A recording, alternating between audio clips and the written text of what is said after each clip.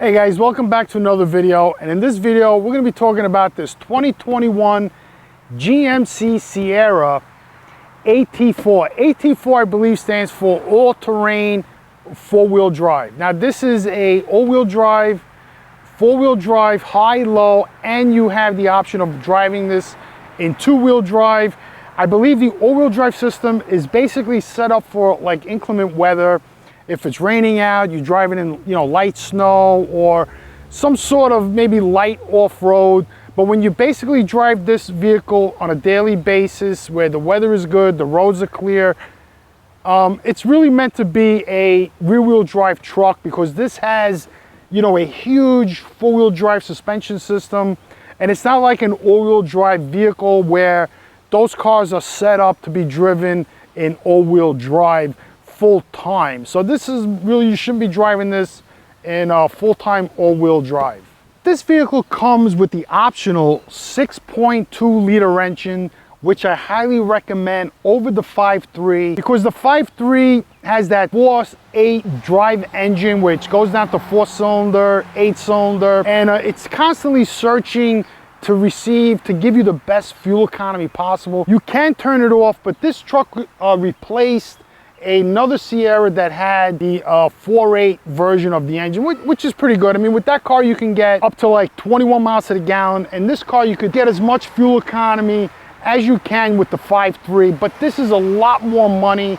You're gonna spend another maybe $5,000–6,000 on this engine with the 8-speed transmission, which is better than a 10-speed because 10 speeds tend to hunt for gears a lot.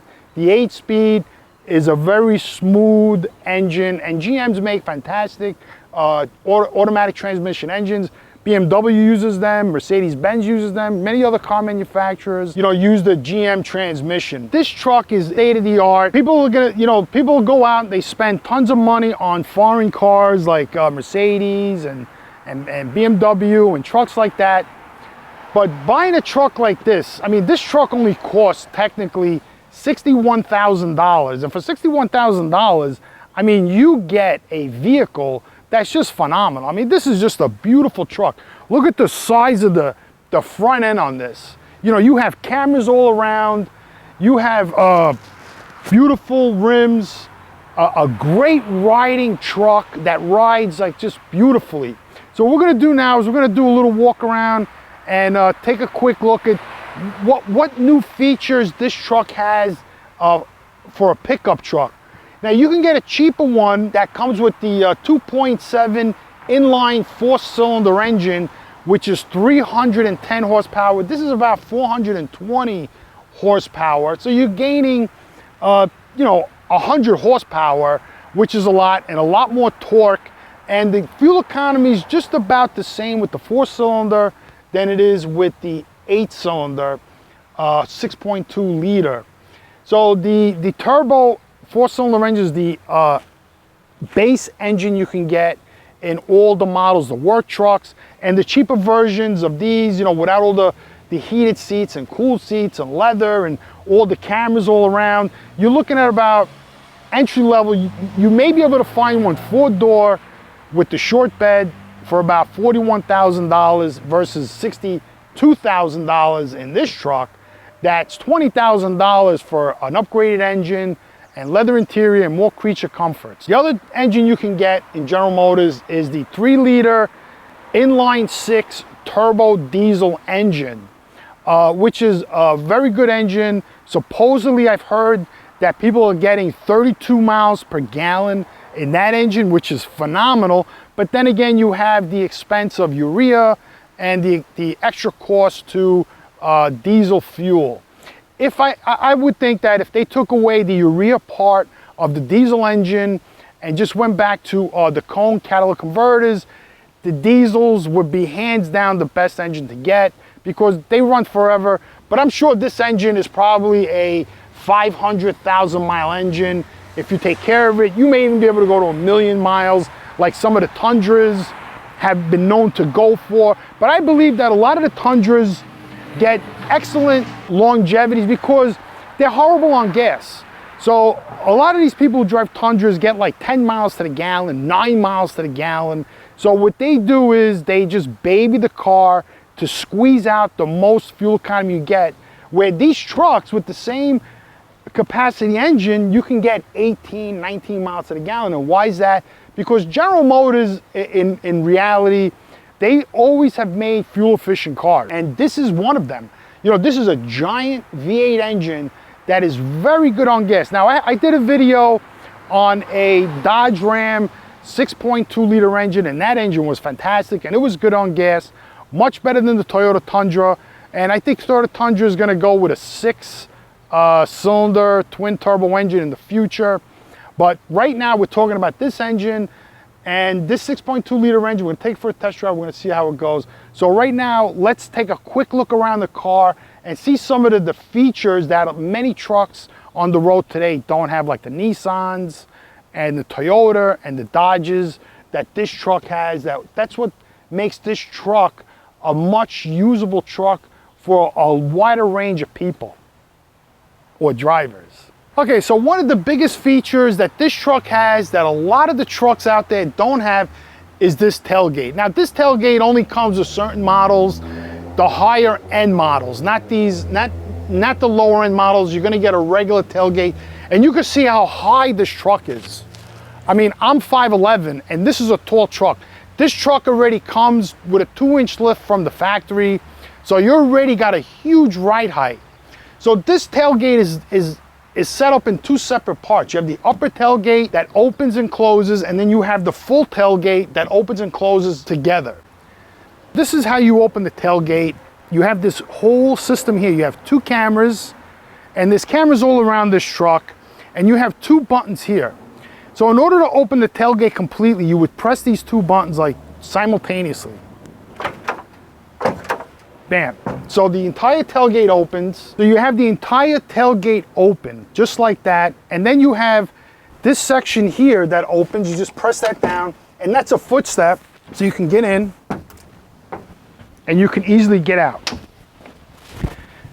And also what you see here is you see these compartments here, and these are set up so you can put speakers and lights and all kinds of stuff, you know, for tailgating. So like, you know, you and your buddies can sit back here, you know, and just like you got a footrest. This is very comfortable. You could tailgate, you could put like a cover on here, and it's pretty awesome. The other thing you could do is this. You can close the tailgate part, and now you have like a bed extension. So even though this is a shorter bed, you have this part here that opens and closes, and you technically have a bed extension. If you have something long that you don't want sliding out, you could open the foot part up, and again, you know, it extends the bed like 1.5 feet or whatever it is, and it's pretty cool. So, but to close it, you got to do it manually. It doesn't have a automatic closing feature. Not yet. Anyway, maybe in the future, GM will include that. You know, for like older guys who don't really have the strength to lift a tailgate like this. This tailgate is pretty heavy, but it's very easy to open and close.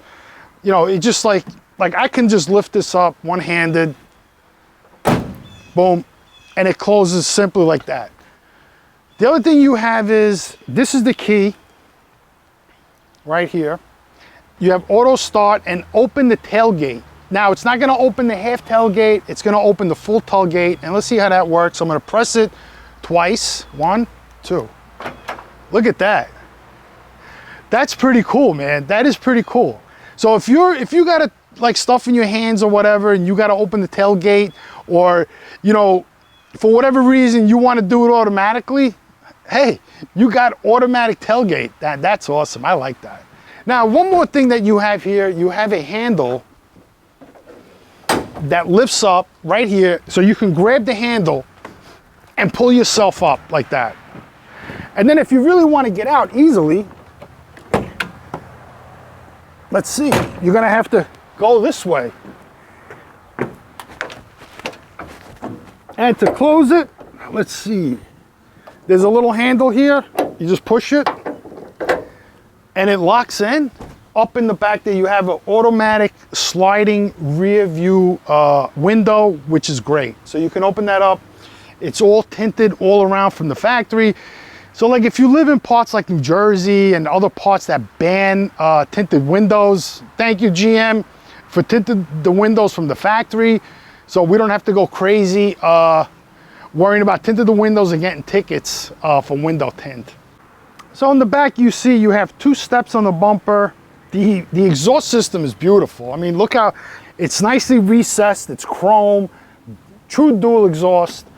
You know, these are your 2 outlets for towing, and a huge 3-inch or 2-inch tow hitch that comes from the factory. You have this big lettering here, GMC Sierra.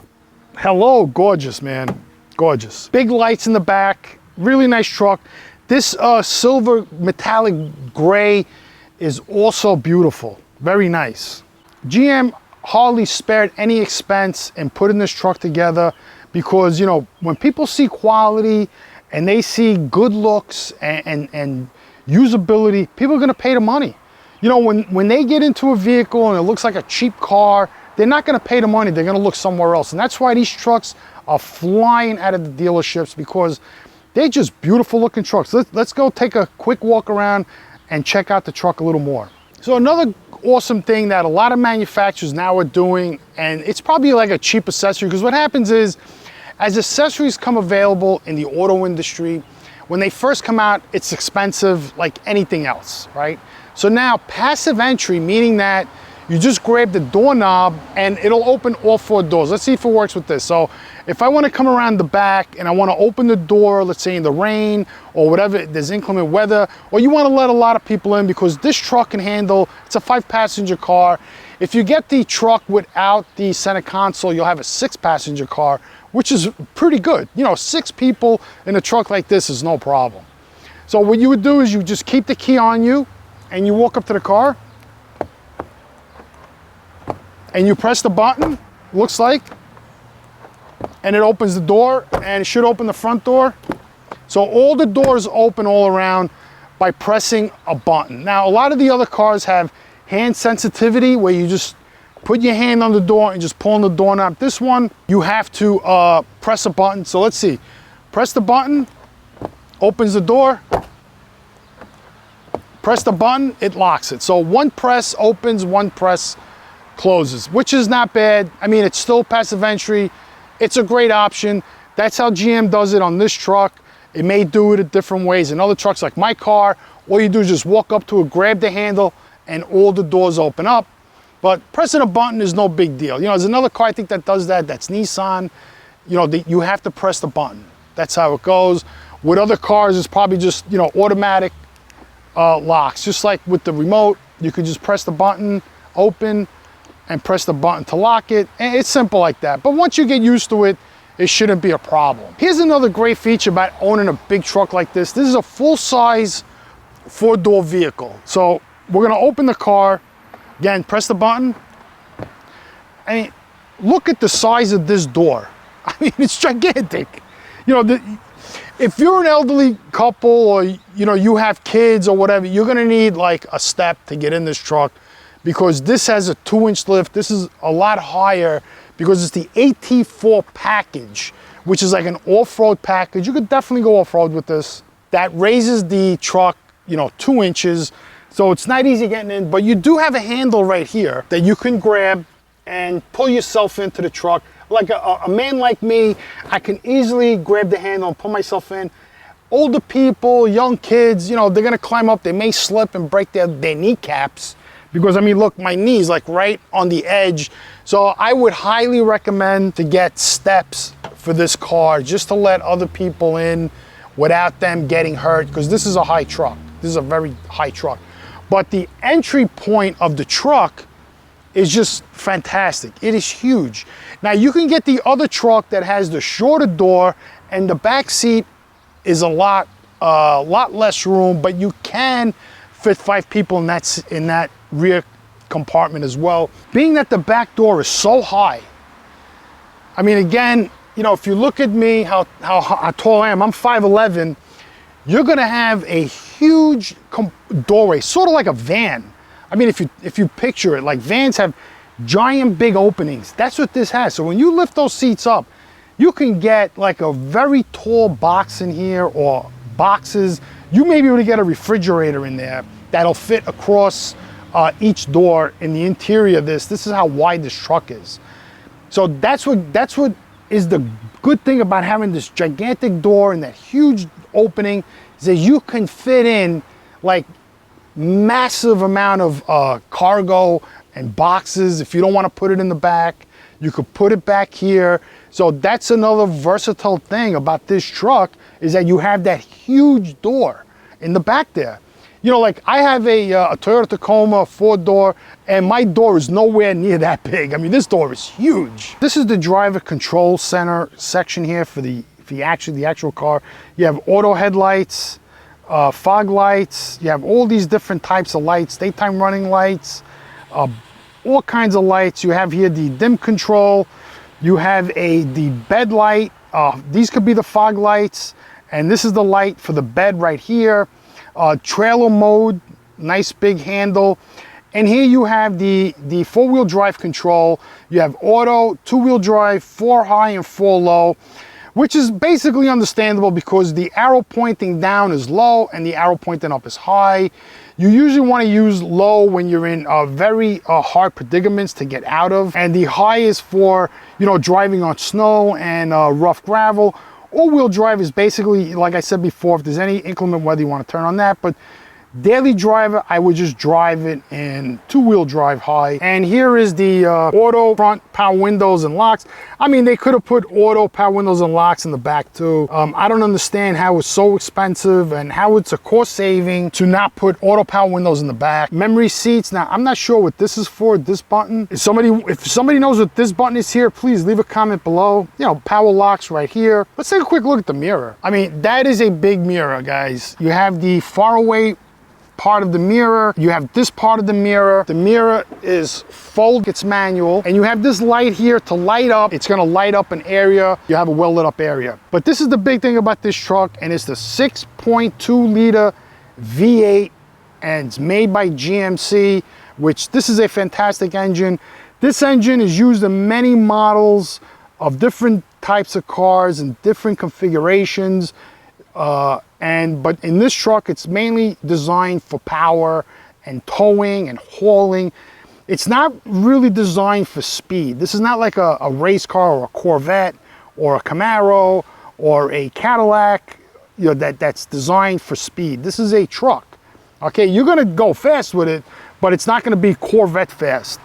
Then you get these big AT4 all-terrain 4, which is pretty nice in the red. I like the red. Let's take a quick walk around. Big lights here.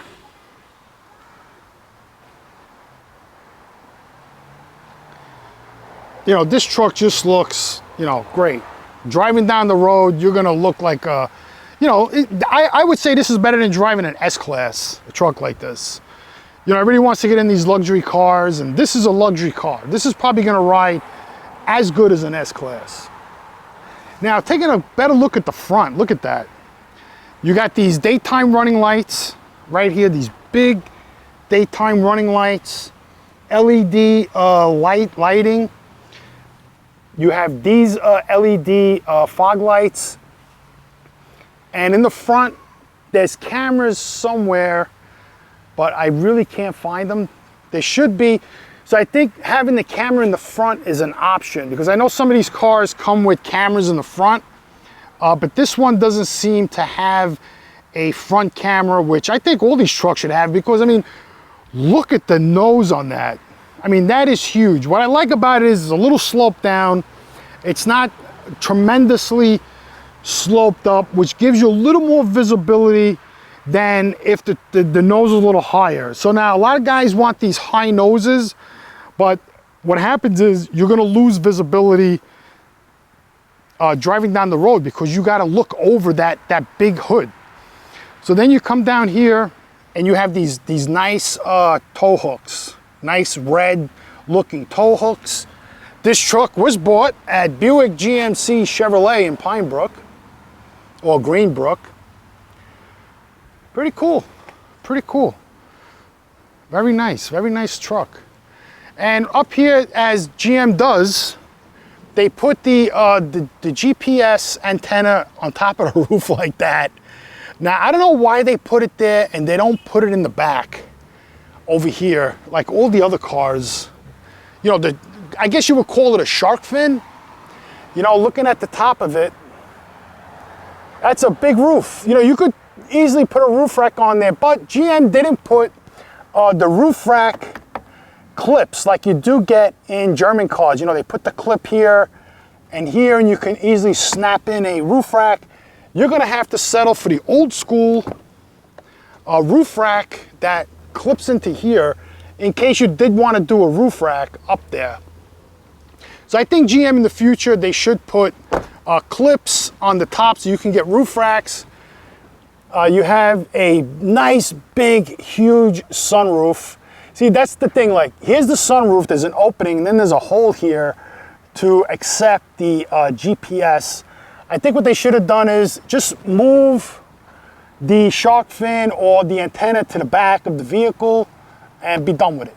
You know what I mean? You don't need to have that thing in the front, but that's the way GM does it, and that's their thing, and it's probably gonna stay like that. So again, you could see the tinted windows all around, which all car manufacturers should tint the windows. You know, now taking a look at the driver entry door.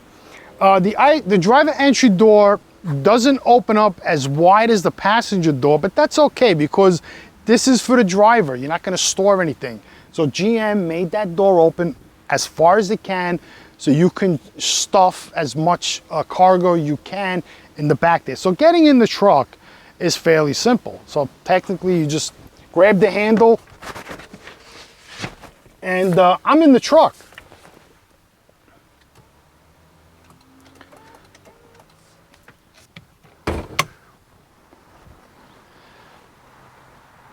So this is a big hood, and it opens up very easily. They have shocks. I mean, it opened up right away. It closes easily, and it's very light hood. I mean, it sort of feels like plastic, but this is probably an aluminum hood. All right, guys, so here's the engine bay.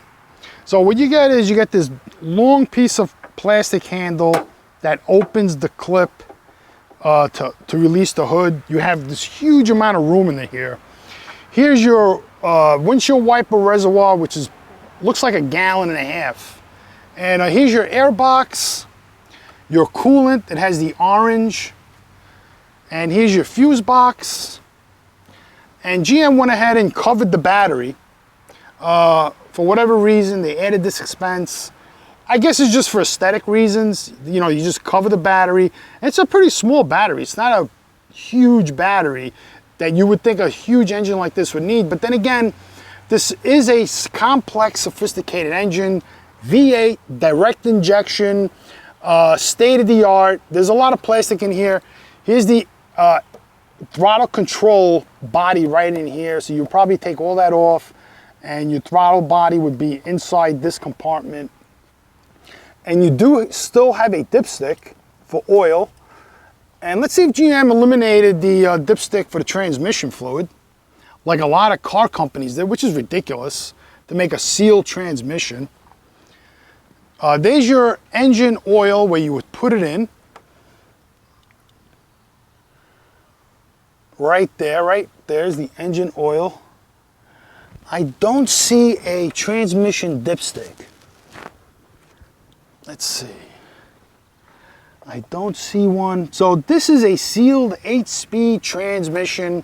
So in order for you to change the transmission fluid, it's not going to be an easy task. Yeah, here's your air conditioning lines.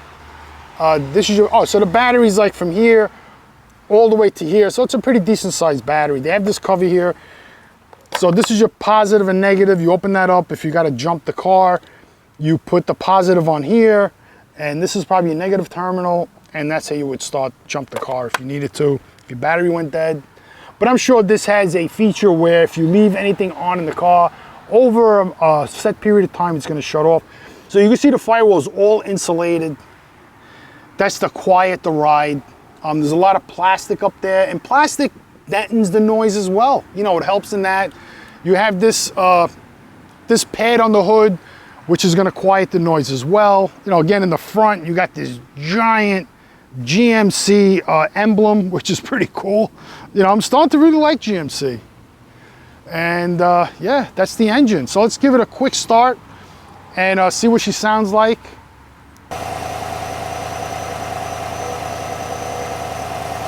Sounds good.